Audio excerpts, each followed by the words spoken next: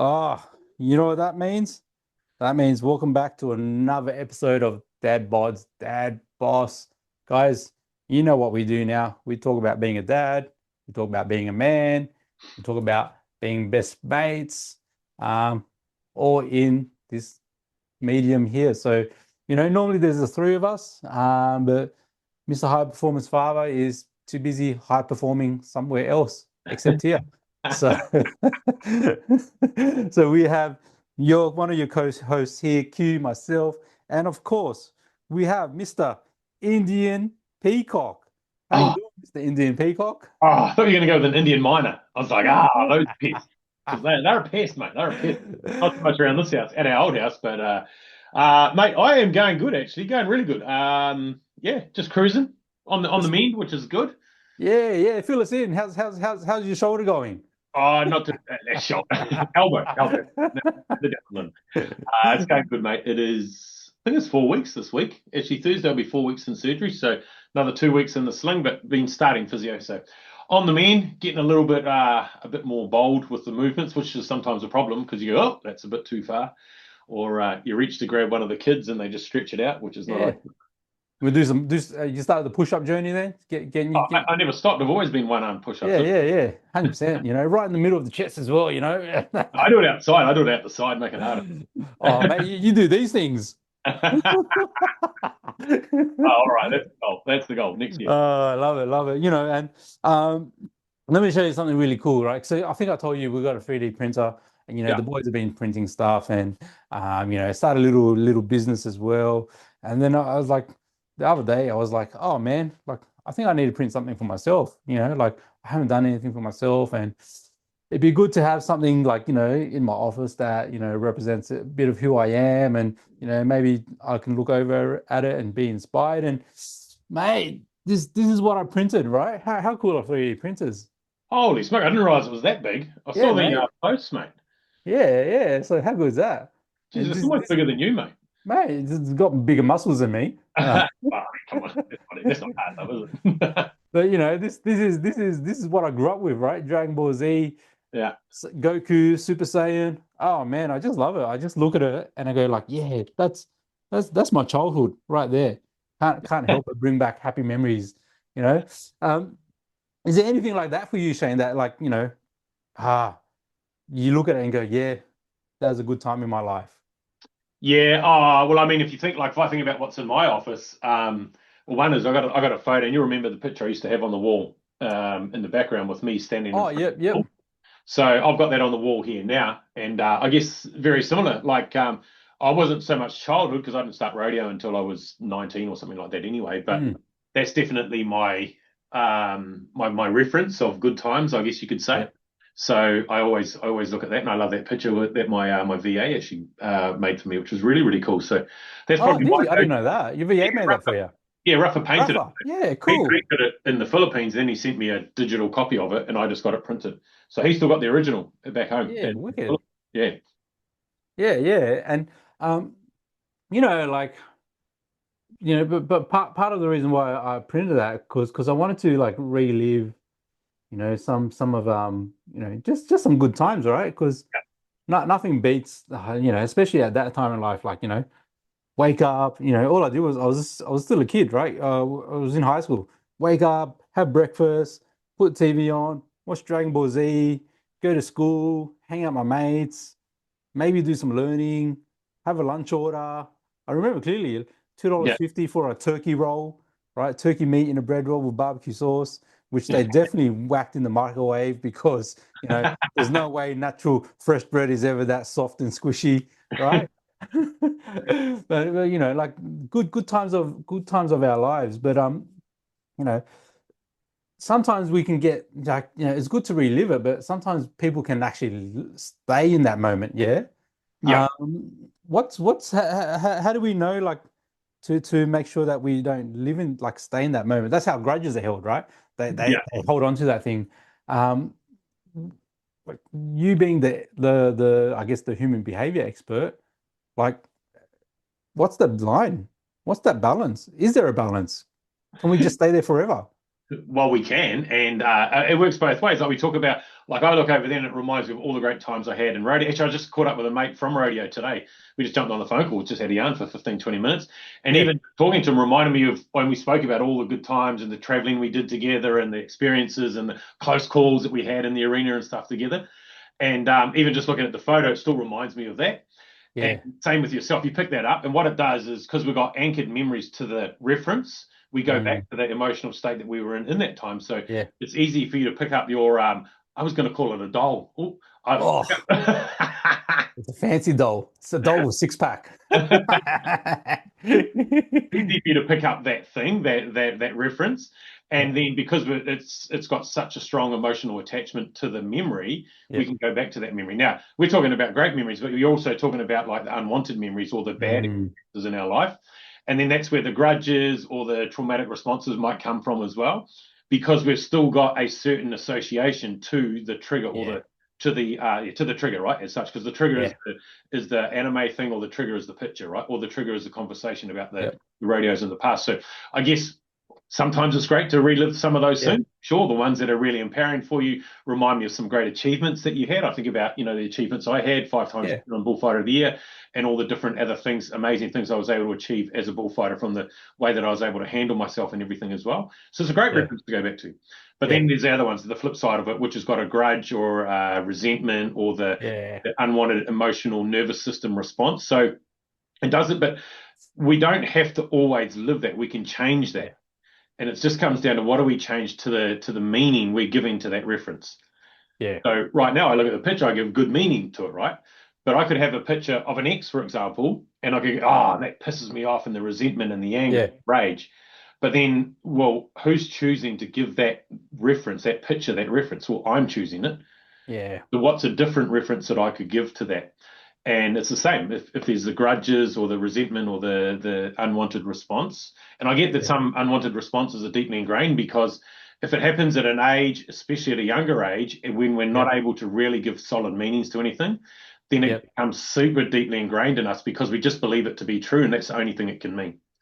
yeah, yeah, yeah, You can unravel it, but it takes work and time. And if you're 40 years old and you've spent 40 years going, this is what that means, yeah. it'll be hard to expect to unravel it overnight. Yeah, 100%, right? It's part of why I'm such a cranky old bastard, right? Because I can't unravel all that stuff. Or maybe I choose not to. Yeah, oh, 100%. It is. Yeah, Yeah, it is a choice. It's always a yeah, choice. yeah, yeah. And just on that, right? Because we're dads, right? We're dads. So how do we like it's really interesting, right? Because now I'm like, oh, as you said that, I was like, oh, how do I not do that or let my kids be anchored to those negative moments, right? Mm. Because we try to talk them through it and all that kind of stuff, but is it a case of like as soon as something's anchored, that's it? Like it's there's an instant attachment? Like what is that? How does that work, man? Well, there's the instant attachment, but it doesn't mean it has to be that way every time. Like you can collapse Mm, anchor as well. So in yeah, NLP, we talk about creating anchors, collapsing anchors.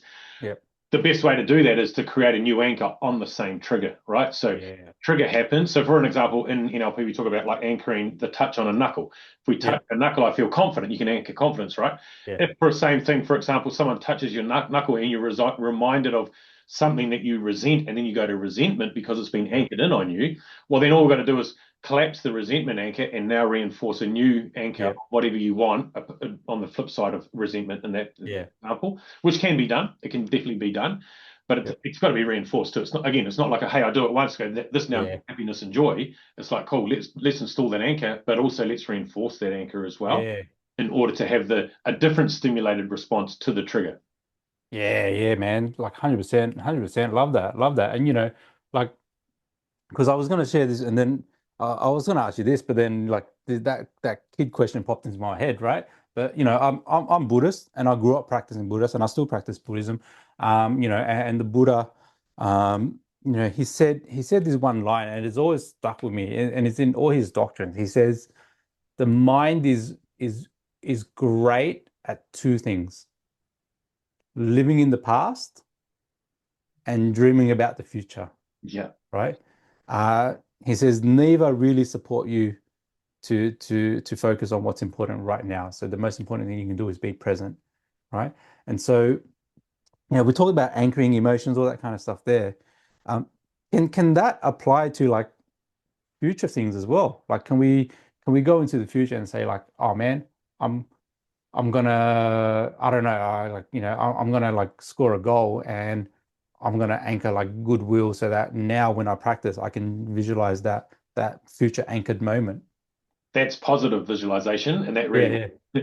here's what most people do is they worry about the future. And that's Yeah, okay. where anxiety is born, the fear of like, and same thing. I can anchor the future of scoring a goal and how great I'm going to feel and Mm, what I need to feel in order to be able to execute scoring that goal really well. yep. But what quite often happens is, if you use the kids in football, for example, is they make a mistake on the field and dad yells at them or mum yells at them, Yeah, coach yells at them, or the other team laughs at them or the parents from the other team laugh. yeah, He's got a negative association to missing a kick. And now yeah, he can be future focusing going into the future and going, oh, what if I miss again? What if I get laughed at? I get told off. I get all this. And now I'm anchoring fear into the future, yeah, which is anxiety is fear of the future, right? yeah. So it definitely works both ways. Yeah, yeah, and it's funny you mentioned that, right? Because one of the kids on Leo's soccer team, like no one in the team wants to be goalie, and that's fine, right? No, like who wants to be goalie, right? All the action's out in the field. But one of the kids, it's funny because at the start of the season, it's like, yeah, I'm happy to be goalie whenever you need me, right? And then during this game, I think maybe it was 3 or 4 weeks ago, some parents on the other team said something, right? To him, right? And then after the game, he was like, "Oh, I don't think I want to be goalie anymore," right? And I was like, "Hey, mate, like, look, tell me first of all, tell me what's changed your mind around that, right?" And he said, "Oh, some parents said the stuff over there," and I was just trying to like, "Hey, is that true? Like, like, did you do your best, right? That's all that matters. And did you do your best? How do you feel that you gave your best, right? Like, yeah, I did my best. I'm happy with that." So I was just trying to, as you said, just a different way of languaging for the kid to collapse that association really quickly there. But parents, like adults, right? Like, uh, what do I try to say? What am I trying to say? Like, sometimes adults don't realize how powerful their words are, right? Um, how do we pull people up on that shit, man? Oh, how long have we got? Right. I mean, It's tricky, yeah? depending on the context too. The first question you Yeah. want to ask is this a problem for me? Yep. So for example, if you use that example where you got a young guy playing in goal and you got parents from the other team mouthing off at him, then yeah, Mm. it probably is a problem for you because you're the coach of the team or even Yeah. the parent for that team as well. Yeah. That, you and I know, and most people know that, that's not sportsmanlike just to run down some young kid, especially if you're an Yeah. adult. Like, come on, pick on someone your own age, Yeah. right? So then, yeah, maybe you just go over and say, oh, hey, look, I just noticed you guys are sort of, running your mouth a little bit or, getting in the ear of our goalie. Really appreciate Yep. in order for our kids to best enjoy the game. Would it Yeah. be possible that we just really let them express themselves fully as a player, Yeah. right? And then rather than going, get it, rather going over there and confronting it, it's more like, hey, let's just express where we're at right now and what we see Yeah. is most important. Most important is that the kids enjoy their game, Yeah. like enjoy playing so that they continue to play and they find something that they love rather than just Yeah. getting a pip with sport because the bullying that happens from the sideline. Yeah. Which is a shame, right? Which is a shame.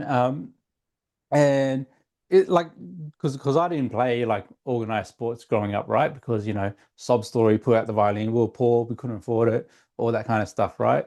Um, did you Anime, notice mate, that? anime was just more important. Come on, let's Yeah, be honest. yeah, 100%. That's how I spend my Saturday mornings, okay? Dragon Ball Z marathon. On replay. Is that something you noticed though, growing up playing sports? Like, did you ever do you remember like parents yelling out from the sideline, trying to give their kid a rev up or tell them how shit they were when they dropped the ball or anything like that? Well, I didn't start playing sport till I was at high school actually, because we were so Hmm. far from town on the farm where we grew up in the King Country. So we didn't play any Saturday morning sports as such. So, and then when I was at high school, like I was in the hostel, so there wasn't always a lot of parents. Oh, that's maybe not Yeah. true. There was parents there. Yeah. Short answer is not so much for myself personally growing Yeah. up. as a kid playing the sport, but Yeah. I definitely saw it later on when Cody and Hamish, or when Hamish started playing rugby and Mm. soccer as well. So then I saw that and saw that's where I was probably more exposed to the parental pressure on Yeah. children and how like dad's like, you've got to do this, you got to be better, and I'm disappointed and stuff. And Yeah. I mean, at the same time, there was other parents that were super supportive, right? So I'm not, Yeah. Yeah. but I think that's probably where I first noticed it was more when I was a parent myself, actually. Yeah, yeah. And like we hear the old cliche of like, oh, they're just trying to live vicariously Yeah, through their kids and all that kind of stuff. I don't know if that's true or not. I know that like for example, like both Carly and I, we're like super competitive, right? But Kai, he doesn't have a competitive bone in his body, yeah, right? So he's literally just playing sports because his mates are. So he yeah, runs around aloof. There's no go get him. And sometimes like I would go to Kai's soccer game and I was like, ah shit, man, what is he doing? And Carly was like, you just need to get your chair and move away because that's not who he is. Right. So then I, go get a bacon egg roll, come back, and I just sit there and I'll take my frustration out on the bacon and egg roll, right? yeah. Into that. Is that like, like that saying of parents living through vicariously through their kids, is that because like they just want like I just want what I know the potential in Kai, right? Like he's really athletic, he's all that kind of stuff. Is that just me trying to help him live to his potential, or like me trying to make up for something I missed out myself, like the human behavior lens, like Yeah, is what I maybe. want here. Maybe, and everybody's going to be different. Maybe it is that, I didn't, maybe I felt like I didn't achieve as much as I could have when I was a kid playing sports. So now I want to make Mm, sure that my kids don't have that regret when they're 42 yeah. years old or 50 years old, right? Maybe it's that. Maybe it is that, the other thing that could come up is, which I don't know, maybe this comes up for some parents, is Yeah. if my child performs poorly, that's a reflection on me. Mm, And I don't want other parents or other adults to think that I'm a bad father as such. So I'm going to try and push my kid to be a great achiever, because then at least the parents go, oh, he must, he's a great achiever. That must be a yeah. great reflection of mum and dad and what they do for this kid at home as well. Maybe. Yeah, yeah, maybe, right? Like, and it just says so much that if your reputation depends on your kids performing, right? Yeah. Then perhaps you need to like, get a new mirror. or just start looking in your mirror. Yeah. Oh man, and like because it's coming up to end of sports season now, like you've got like you've got a week left, only a week left because your team's shit and they didn't make the finals. Oh, so many bad references. Yeah, I can't say anything because Leo's team's been deducted 3 points because we've been you know importing illegal players into the team, right? To give us to give. Well, I heard Ronaldo was retiring. I didn't know he was just downgrading himself to the under 12s. That's it. The criteria was you can only play on your knees just to make it fair, so but it's true, like so many parents, so many adults, like just take vent.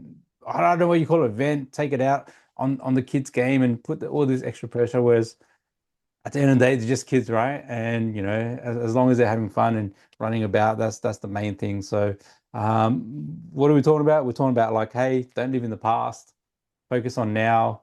Two, don't hold on to anything shitty because you'll pass that on to your kids. And three, don't be a douchebag. Just let your kids play. You know. And so, if there's anything else you want to add to that, Shane, mate, do it now because we're gonna wrap up.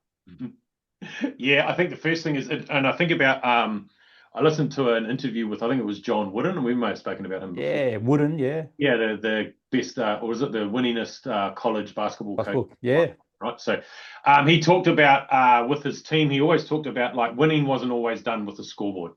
Like yeah, winning was always done within yourself, and the only way you really knew if you won is if you had played just the best you could on the yeah, court for that day as yeah, an individual, but as a team member as well.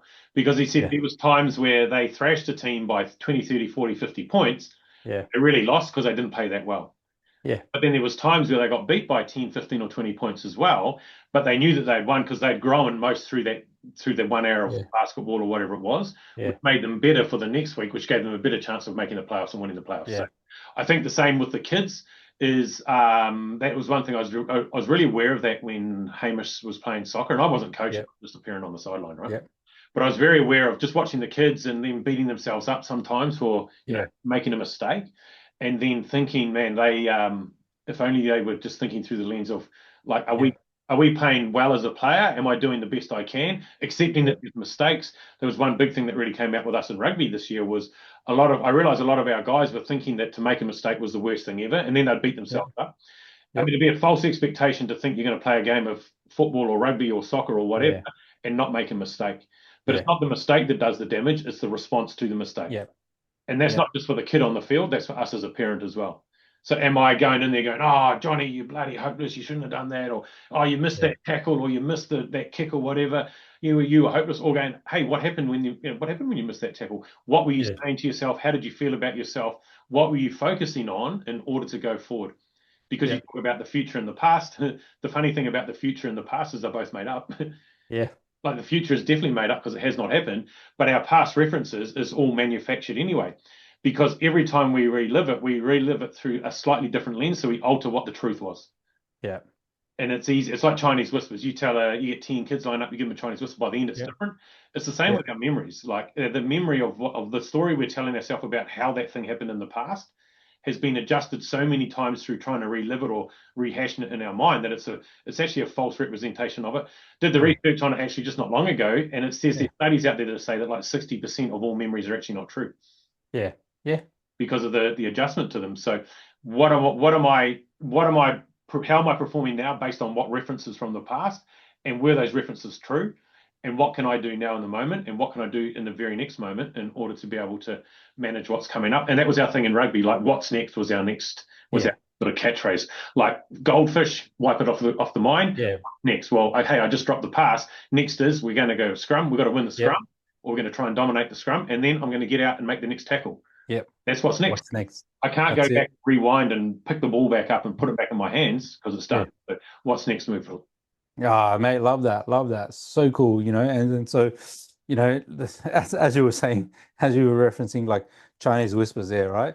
The thing that pops in my mind is what does Chinese whisper always starts off with like, I love chocolate cake to Shane has chlamydia. Oh, I thought you were going to say I stepped on the dog poo, but hey, that's a made up reference of my past, mate. Oh, and then on that note, everyone, I got great conversation. Love this. And then Dad Bods, Dad Boss, signing out for another week. Single arm man. One wing.